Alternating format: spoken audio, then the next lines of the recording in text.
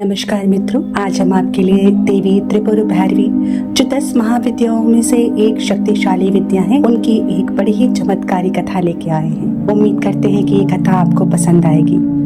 तो चलिए सुनते हैं महातपस्वी साधक की कथा। बहुत प्राचीन समय की बात है। एक घनघोर जंगल के भीतर एक महान तपस्वी ऋषि वृत्रनाथ तपस्या में लीन थे।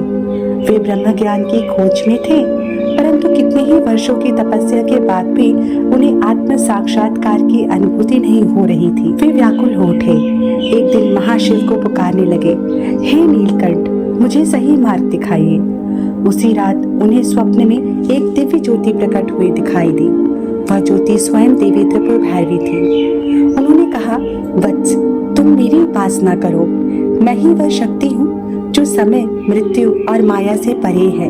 मैं ही तुम्हारे ज्ञान का द्वार खोलूंगी। ऋषि ने प्रातः उठकर भैरवी साधना प्रारंभ की। उन्होंने मंत्र के नियमों का पालन करते हुए भैरवी यंत्र स्थापित किया और देवी का 100 लाख मंत्रों का जाप आरंभ किया। ओम ऐम ह्रीं क्लीं त्रिपुर भैरवे नमः।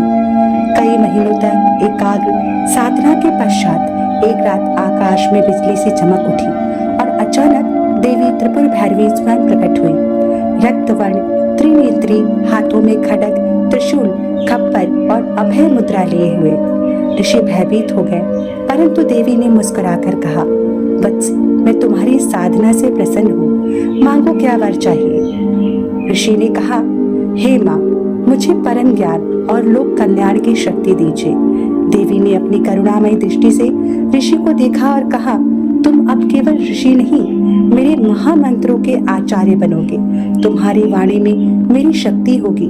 जहाँ जहाँ तुम जाओगे वहीं चमत्कार होंगे। इसके बाद ऋषि वृत्रनाथ ने देश विदेश में भ्रमण किया। उन्होंने अनगिनत पीड़ितों की रक्षा की, रोगों को ठीक किया और सही स्वरूप से माता के भक्ति का प्रचार किया। कहा जाता है कि जहाँ भी वे भैरवी यंत्र स्थापित कर देते, वहाँ से नकारात्मक शक्तियाँ भाग जाती और समृद्धि स्थापित हो जाती।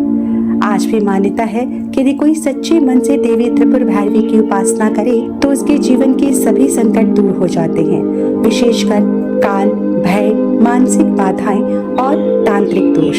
वे साधक को आत्मज्ञान और शक्ति का अद्वितीय वरदान देती है। तो ये थी आज की विशेष कथा देवी त्रिपुर भैरवी की।